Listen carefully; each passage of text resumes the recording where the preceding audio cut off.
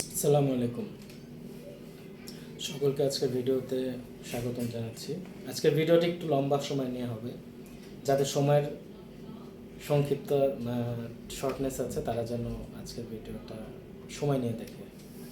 কারণ আমি চেয়েছিলাম খুব অল্প সময় করব, কিন্তু বিষয়বস্তুটা এমন যে কিছু সময় নিয়ে জিনিসটা বুঝালে বা কথা বললে ভালো হয়।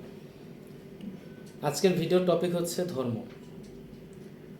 তো এটা বলার আগে আমি একটা ছোট্ট গল্প বলি। মনে করেন আপনি সুইজারল্যান্ড গেছেন, সুইজারল্যান্ডে অফিসের একটা কাজে গেলেন, কনফারেন্সে বা কোনো একটা কাজে আপনি 7 দিন ট্রেনিংয়ে ছিলেন। তো সুইজারল্যান্ড থেকে আপনি আসার সময় চকলেট নিয়ে আসছেন।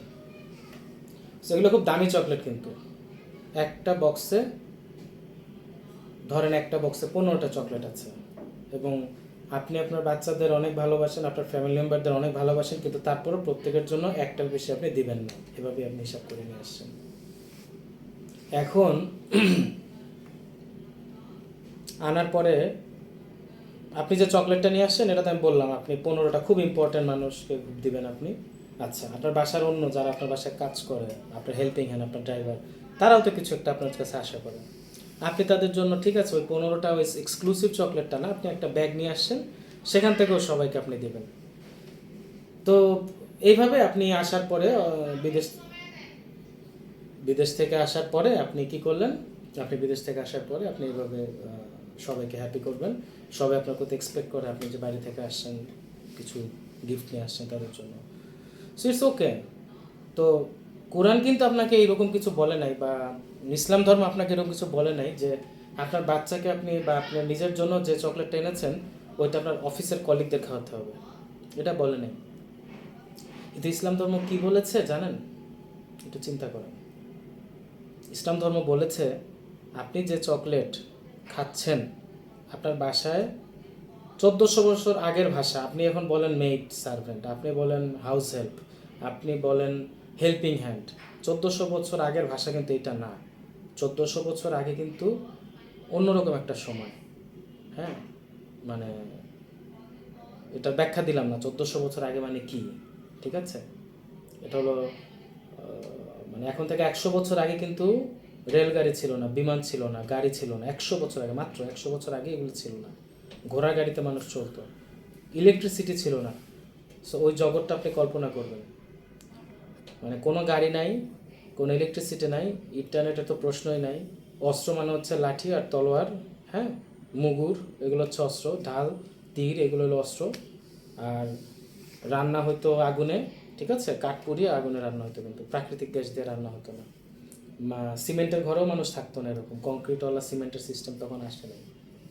তো আমি 1400 বছর আগের কথা বলছি। তো এই সময় এক এক ভদ্রলোক একজন বললেন বা যে তুমি যে খাবার খাবা সেই খাবারটা তোমার কৃতদাসকে খাওয়াবা। আর কৃতদাস শব্দটা শুনে কিন্তু আপনার বেনহার সিনেমার কথা মনে পড়ে গেছে। কৃতদাস মানে পিঠে একজনের চাবুক দিয়ে মারছে, সারাদিন না খাওয়া রাখছে। কিন্তু কৃতদাস, হ্যাঁ, ওই সময় কৃতদাস মানে এটাই ছিল। এবং আপনি যাদেরকে এখন হেল্পিং হ্যান্ড বলেন, হাউসমেট বলেন, মেড সার্ভেন্ট, যত শব্দ ইউজ করেন, তখন আসলে কৃতদাস বলতে আপনার ঘরের আপনার ফ্যামিলি মেম্বার ছাড়া যে সাহায্যকারী, ঠিক তাকে মিন করা হয়েছে। এবং ওই মানুষটাকে কিন্তু ওই সময় কী করা হতো, মানুষ কেনা বেচার হাট ছিল। আপনি জানেন ওই সময় মানুষের কেনা বেচাটা ছিল সবচেয়ে বড় একটা ওয়েলথের মতো। যার যে কয়টা কৃতদাস সেটা তার একটা ওয়েলথের প্যারামিটার। যার যে কয়টা উট, যার যে কয়টা দুম্বা, যার যে কয়টা ঘোড়া, এগুলো তার ওয়েলথের প্যারামিটার। তো ওই সময় কিন্তু কৃতদাস ও কার কয়টা কৃতদাস সেটা তার একটা সম্পত্তির প্যারামিটার।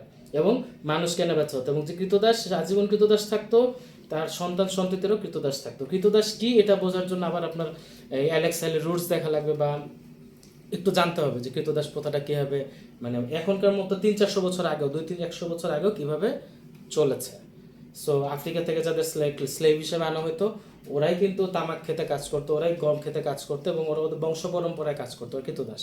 ইভেন আমাদের চা শ্রমিকদের এরা এক ধরনের কৃতদাস, কারণ কৃতদাসের ছেলে মেয়ে কৃতদাসী হয়, তারা হার্ভার্ড অক্সফোর্ডে পড়াশোনা করে না, এইভাবে তাদেরকে রেস করাও হয় না। সো আমি কৃতদাসদের কথাই বলছি, এই কৃতদাসদের কথাই বলছি। 1400 বছর আগে একজন বলে গেলেন যে তুমি যে খাবার খাও তাদেরকে তুমি সেই খাবারই খাওয়াবা। অর্থাৎ আপনি যে সুইস চকলেটটা নিয়ে আসছেন ওই সুইস চকলেটেরই এক পিস তাকেও দিতে হবে। আচ্ছা, চিন্তা করেন, বলছে তুমি যাহা পরিধান করো তাদেরকে সেইভাবে কাপড় দিবা, তুমি যেভাবে ঘুমাও তাদেরকে সেই স্ট্যান্ডার্ডে রাখবা। তাহলে চিন্তা করেন, মনে করেন আপনি একটা ফার্মাসিউটিক্যাল কোম্পানিতে চাকরি করেন, একটু মনোযোগ দিয়ে শুনেন, অ্যাটেনশন। আপনার কাজ হলো ডাক্তারদের কাছে যাওয়া, ডাক্তারদেরকে বলা যে আপনারা আমার কোম্পানির ওষুধগুলো প্রমোট করবেন রোগীকে, এবং আপনার কাজ হলো রোগী যখন বের হয় তখন আপনি রোগীর কাছে বলেন যে আপনার প্রেসক্রিপশনটা একটু দেখান, একটু দেখি, আপনি রিপোর্ট নেন, আপনি তথ্য সংগ্রহ করেন, আবার ডাক্তারের কাছে যে বলেন স্যার আপনি তো আমার কোম্পানির ওষুধ রিকমেন্ড করতেছেন না, এবং স্যারকে কিছু গিফটও দেন। So that is your 12 hours or 14 hour job, সকাল থেকে রাত পর্যন্ত আপনি করেন। মনে করেন এখন আপনাকে আমি বলি আপনার নাম কৃতদাস, কিন্তু আপনি ওই ফার্মাসিউটিক্যাল কোম্পানির বাসায় থাকবেন, আপনি তার ঘরের সমস্ত কাজকর্ম করবেন। উনি সুইজারল্যান্ড থেকে আসলে সেই চকলেট আপনাকে উনি দিবে, এবং উনি যে ধরনের খাটে ঘুমায়, ইম্পোর্টেড খাটে, বিদেশি ইটালিয়ান সোফায় বসে, আপনি ঠিক ওইভাবে ওনার সাথে বসবেন, ওনার সাথে খাবেন, ওনার মতো একটা রুম আপনাকে দেওয়া হবে, ওই খাটে ওইরকম একটা খাটে আপনি ঘুমাবেন। কারণ কি জানেন? কারণ হচ্ছে মানে ইসলাম ধর্মের যিনি এখনকার আধুনিক ইসলাম ধর্মটার যিনি প্রবর্তক, উনি বলে গেছেন, হযরত মুহাম্মদ সাল্লাল্লাহু আলাইহি ওয়াসাল্লাম বলে গেছেন যে তোমরা তোমাদের দাস যে তাকে তোমার মতো করে খাওয়াবা, তোমার মতো করে তাকে কাপড় দিবা, তোমার ফ্যামিলি মেম্বারের মতো করে তাকে দেবে, এক কথা শেষ। তো এরকম একটা কথা যেহেতু বলে গেছে, আপনিও তো মুসলমান, এখন আপনি তো এসে বিপদে পড়ে গেলেন।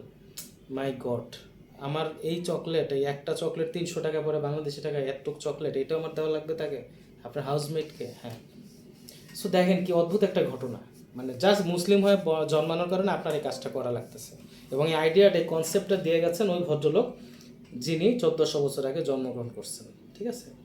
তো যারা ইসলাম ধর্মের উপরে যারা অ্যাকচুয়ালি ক্রিটিসিজম করে, অবশ্যই they are part of our family, our life, অবশ্যই ক্রিটিসিজম ছিল, আগেও ছিল, নবীজি যখন আসছেন তখন অনেক ক্রিটিসিজম ছিল। তো তারা বলতেছে যে উনি কেন দাস প্রথাটা নিষিদ্ধ করে দেন নাই। উনি তো হযরত বিলালকে আজাদ করলেন, উনি অনেক কৃতদাসকে আজাদ করেছেন, উনি কোরআন শরীফ মানে বারবার বলা আছে যে এই দোয়াটা পড়ো, এই সূরাটা পড়ো, এই কাজটা করলে এতগুলো কৃতদাস আজাদ করার সওয়াব পাবা। তার মানে কৃতদাস আজাদ করে দেওয়া, কৃতদাসকে মুক্ত করে দেওয়া, অর্থাৎ আপনি অর্থের বিনিময়ে একজন কৃতদাসকে ওই সময় যদি কিনে ফ্রি করে দিতেন, তাহলে এটা বিশাল একটা পুণ্যের কাজ। ওই সময় কিন্তু ঘোষণা করা হয়েছে এটা খুব পুণ্যের কাজ। এখন যারা সোজা কথায় এই ধর্মের সমালোচক, তারা বলতেছে যে উনি তো আজাদ করে দেওয়ার কথা বললেন, উনি কেন পুণ্যের কাজ বলেন, উনি টোটালি কেন এই প্রথা বন্ধ করে দিলেন না? কথা ঠিক আছে, কেন বন্ধ করে দিলেন না? তো কেন বন্ধ করার জন্য এখনকার যুগে আব্রাহাম লিঙ্কনকে লাগলো, বা আরও মডার্ন এত ইয়ে লাগলো, সিভিলাইজেশন এত বড় বড় বড় বড় যারা সমাজবিজ্ঞানী তাদের এত মতামত লাগলো কেন?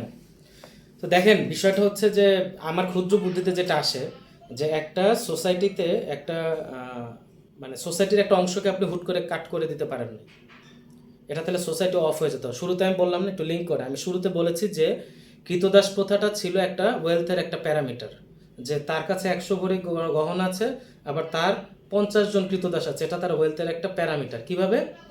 ওই সময় কিন্তু যার যে জমি থাকতো, জমি চাষ করতে কৃতদাসটা, এক লোকের যদি 3টা সন্তান থাকে, ইভেন তার যদি ওই সময় ধরে নিলাম 3টা বউ থাকে, তাহলে কিন্তু এরা সবাই তার ওই বিশাল খেজুর বাগান বা তার বিশাল গমের বাগানকে তারা পরিচর্যা করতে পারবে না।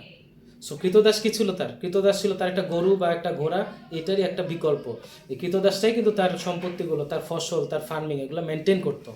তো এখন উনি কিন্তু বলতে পারতেছে না সব মিলিয়ে যে কৃতদাস প্রথা আজকে থেকে বন্ধ করে দেওয়া হলো, কিন্তু উনি বলেছেন যে কৃতদাসকে যা খাবা তাই খাওয়াবা, যা পড়বা তাই পড়বা, তাকে পড়তে দিবা, এবং ফ্যামিলি মেম্বারের মতো তার সাথে সদাচরণ করো, তার প্রতি তুমি সদয় হও, 1000 বার বলে দিয়েছেন। এবং বলেছে যদি পারো তাকে আজাদ করে দাও, আজাদ করার পর তোমাকে ভালোবেসে সে যদি তোমার সাথেই থাকতে চায়, if you wants to work as an employee with you, that's very fine. So এখানে বলছে যে কৃতদাস প্রথা উনি কেন অ্যাবলিশ করেন নাই, উনি কৃতদাস প্রথা অ্যাবলিশ করেন নাই, দ্যাটস ট্রু, বাট উনি যেটা করছেন, উনি কৃতদাসকে নিজের ভাইয়ের মতো, নিজের ফ্যামিলি মেম্বারের মতো বিহেভ করার জন্য ইনস্ট্রাকশন দিয়ে গিয়েছেন, এবং অনেক মোটিভেশন দিয়ে গেছেন যে যদি তুমি এই কাজটা করো তোমার অনেক সওয়াব হবে, তোমার অনেক পুণ্য হবে। তো এই ভিডিওটা এখানে শেষ করি, এটা একটা ছোট্ট অংশ দাস প্রথা নিয়ে। এবং আপনাকে আরও বলি, আপনারা যদি ফার্দার স্টাডি করতে চান জাস্ট দাসদের ব্যাপারে, দাসদের সাথে সদাচরণ করার ব্যাপারে 7 থেকে 8টার মতো আয়াত পাবেন পুরো কোরআন শরীফে, বিভিন্ন জায়গায় ছড়ানো, বা এক জায়গায় বারবার এই কথাটা বলা হয়েছে, তোমার অধীনস্থদের সাথে তুমি সদাচরণ করো। তো এই ভিডিওটা আমি এখানেই শেষ করছি, বাট এটার সাথে লিঙ্ক করে আরও ভিডিও আসবে। ধন্যবাদ।